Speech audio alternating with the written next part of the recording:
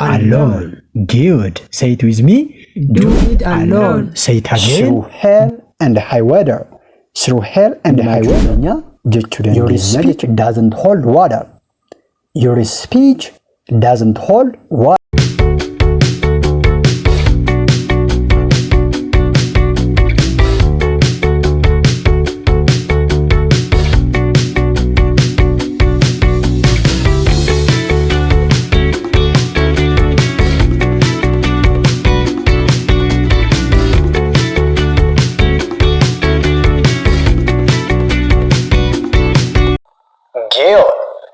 Let's go.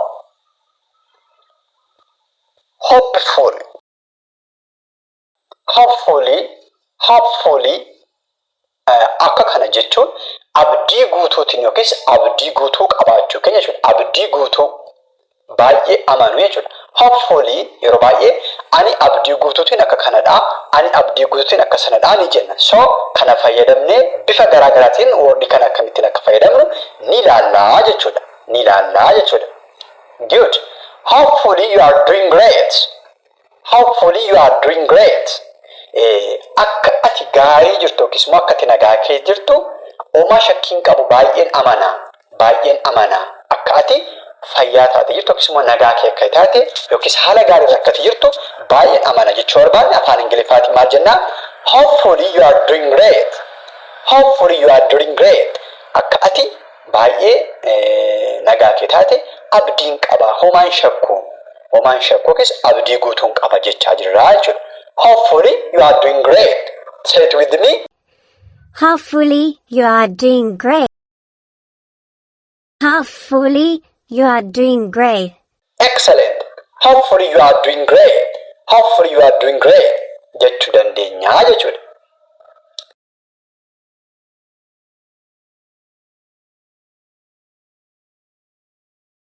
Hopefully you will arrive soon. Hopefully you will arrive soon. Hopefully you will arrive soon. Jechuun immoo akka ati amma geessu yeroo akkasittiin fudhanne akka ati hin barfanne nan amanaa hin shakku abdii guutuun qaba daftee akka tas geessu jechuu barbaada. You can say that hopefully you will arrive soon. Hopefully you will arrive soon. Hopefully you will arrive soon. Hopefully you will arrive soon.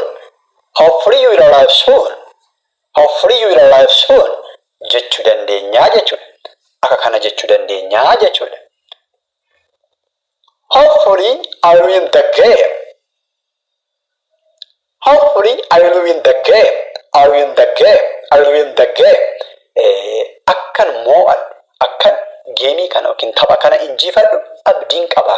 Akka moo abdiin qaba akkan injifadhu abdiin qaba jechuu barbaada. We can say that hopefully I will win the game. Hopefully I will win the game. I will win the game. I will win the game or I will win the game. Jechuu dandeenya jechuudha. Hopefully I will win the game. I will win the game. Jechuu dandeenya jechuudha. Good. Hopefully you did it. Hopefully you did it. You did it. Asitti immoo maal jechaa jirra?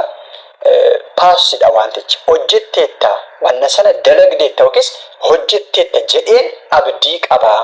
Namicha arginee namichi waan ta'e wayii akka dalagee dhufu ni beekna yoo ta'e just bakka hojjetteetta. I trust in you. Sittan amanaa akkati hojjetteetta jechuu barbaada. Can say that hopefully you did it. Hopefully you did it. Hopefully you did it. Hopefully you did it. Hopefully you did it. Jechuu dandeenya jechuudha. Hopefully you did it. Ati hojjetteetta akkati hojjetteettu shakkii tokkollee hin qabu. Homaa hin shakku. Homaa hin shakku jechaa jirra jechuudha yookiin abdii guutuun qaba jechaa jirra jechuudha. Maal jechuu dandeenya? Hopefully you did it. Hopefully you did it. Jechuu ni dandeenya jechuudha. Akkana jechuu dandeenya jechuudha. Great. Mee isin immoo afaan Ingiliffaatiin akka ati qormaata kana dabartu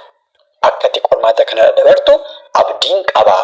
Akka ati qormaata kana dabartu abdiin qaba yookiis homaa hin shakku abdiin qaba abdii guutuun qaba ati qormaata kana dabarta jennee nama tokkotti himuu yookiis nama tokko jajjabeessuu yoo barbaanne mee afaan Ingiliffaatiin maal akka jennu leave your answer in the comment section.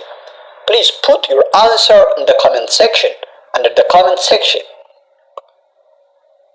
Deebii keessan komentii jalatti barreessuutiin nu faana afaan Ingiliffaa shaakaluu hin dagatinaa.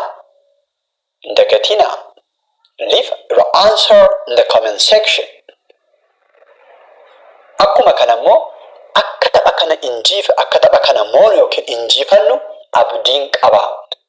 Geemii tokkorra yoo jiraanne yookiis immoo geemii wayiitti deemaa jirra yoo ta'e wal jajjabeessuudhaaf akka nuyi moonu yookiis ni moona jedheen abdii qaba. Abdii guutuun qaba yookiis hin shakku jechuu yoo barbaanne yookiis akka kana jennee tiimii keenya encourage motivate gochuu yoo barbaanne afaan Ingiliffaatiin maal akka jennu deebii keessan komentii jalatti nuuf barreessaa. Deebii keessan komentii jalatti nuuf barreessaa. Good. Was for breakfast. Yeroo baay'ee immoo cireef maaltu qophaa'e? Ciree maaltu jira? Laaqana maaltu jira? Dinerii maaltu jira? Irbaanni maaltu jira? Maaltu qophaa'eera maksasiinoo ni jenna. So was prepared for breakfast or something like that. Akkana ka jennu more advanced inni ta'e was for breakfast. Was for breakfast. Was for breakfast. Directly gaafa define goota maal fakkaata? Cireef maalni akkasana akka jedhuti garuu kan inni jechaa jiru hiikni sirriinsa cireef maaltu qophaa'eera yookiin cireef maaltu jira maal nyaanna ciree jechaa jirra jechuudha. Akkana jechuu barbaada afaan Ingiliffaatiin maal jenna was for ka jedhu kana fayyadamne was for breakfast. Was for breakfast. Was for breakfast jechuu ni dandeenya jechuudha. Cireef maaltu qophaa'e? Maal nyaachuudhaaf jechuu maal nyaachuudhaaf jenna. Maal nyaachuudhaaf jenna jechuu barbaada akkana jechuu ni dandeenya jechuudha. Was for dinner. Was for dinner or was for dinner. Irbaataaf maaltu qophaa'eera? Irbaataaf maaltu qophaa'eera jechuu barbaada was for dinner. Was for ka jedhu kana fayyadamne was for dinner. Was for dinner jechuu ni dandeenya jechuudha. Irbaataaf maaltu qophaa'eera? Irbaataaf maaltu qophaa'eera jechaa jirra jechuudha. Laaqanaaf jechuu barbaanne maal jenna? Bakka breakfastii fi dinnerii sana lunch ka jedhu bakka buusne was for lunch. Was for lunch.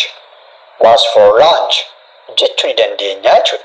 Was for lunch jechuun laaqanaaf maaltu qophaa'eera jechaa jirra jechuudha. Good.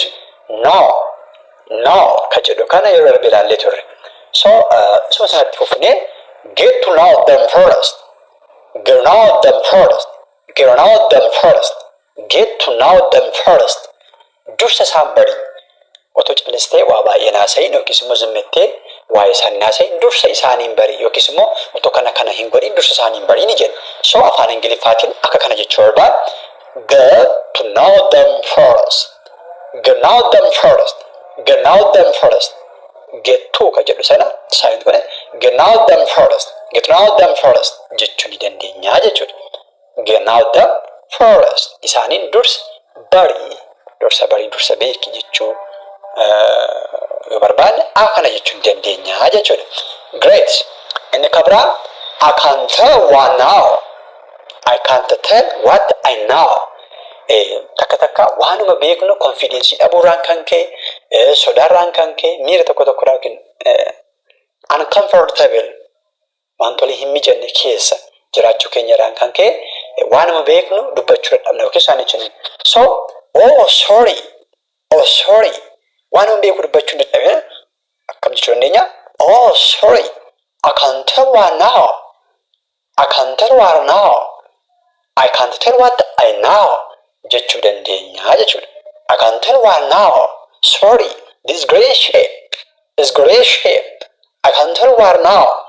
Waanuma beekuu dubbachuu dadhabe kun qaaniidha jechuu ni dandeenya jechuudha. Jechuu ni dandeenya jechuudha. Good. I know they don't love me. I know they don't love me. They do not love nan jaallatan akka isaan nan jaallanne nan beeka ani nan jaallatanii. Isaan nan jaallatanii akka isaan nan jaallanne nan beeka jechuudha barbaada. I know they don't love me. I know they don't love me. I know they don't love me. I know they don't love me. Or they do not love me. I know they do not love me. Maka ani nan beeka nan jaallatanii. They don't like me. Nan jaallatanii. They don't love me. Nan jaallatanii. Isaan akka isaan nan jaallanne nan beeka jechuudha barbaada. Afaan Ingiliffaatiin kana jechuu dandeenya jechuudha. I know they don't love me. I know they don't love me. I didn't know you were coming. I didn't know you were coming. I didn't know you were coming. Akkati dhufaa jirtu hin beekun ture ani hin barreen ture. Namichi dhufaa jira. Akkati dhufaa jirtu. Akkati dhufaa jirtu hin beekun ture. Ani hin barreen ture. Jechuu barbaanne immoo afaan Ingiliffaatiin maal jenna jechuudha. I didn't know you were coming. I didn't know you were coming. I didn't know you were coming. I didn't know you were coming. Jechuu dandeenya jechuudha. Akka ati dhufaa jirtu hin barreen ture jechuu dandeenya jechuudha kana jenne. Great. I didn't know what you mean. I didn't know what you mean. Or you can say that I haven't gotten your idea. Wanta ati jette, wanna ati jechaa jirtu, wanna ati haasaa jirtu naan galle hin arganne hin beeku jechuu barbaanne afaan Ingiliffaatiin maal jenna? I didn't know what you mean. What you mean. I didn't know what you mean. Wanna ati jettu wanna ati jechaa jirtu kun naaf hin galle jechuu barbaanne akka kana jechuu ni dandeenya jechuudha. I didn't know what you mean. Or I haven't gotten your idea. I haven't gotten your idea. Jechuus ni dandeenya jechuudha. Akka kanas jechuu ni dandeenya jechuudha. Mee isin immoo akka ati dhufte namichi dhufeera namichi argine dhuftee ta'e akka ati dhufte argine hin beekun ture jechuu barbaada. Afaan Ingiliffaatiin akka ati dhufte hin beeku jechuu barbaada. Maal akka jennu deebii keessaan komentii jala nuuf kaa'a. Maal akka jennu deebii keessaan komentii jala nuuf kaa'a. Good. Dursa na barii callistee waa'ee kun haasa'iin yookiis immoo akkasumatti haasa'iin dursa na barii dura na beekii. Dursa na beekii jechuu yoo barbaanne afaan Ingiliffaatiin maal akka jennu isa kanas deebii keessaan komentii jala nuuf kaa'a. Please deebii keessaan komentii jala kaa'uu hin dagatinaa. Waan isin jettan ilaallee yoo wanti wal sirreessinu jiraate deebii walii kennuudhaaf wanna asirratti akka gaaffiitiif isin dhiyaatu kana akka sirrii aaktii gootaniif isin dhiyaatu kana deebii keessaan komentii jala kaa'uu hin dagatinaa. Akkuma kanallee viidiyoon kun kontentiin nuyi asitti dhiyeessaa jirru kun gaariidha yoo ta'e komentiitiin nu jabeessu wanti fooyya'uu qabu yoo jiraate komentiitiin nuuf dhiyeessuu hin dagatinaa. Stay tuned. See you again.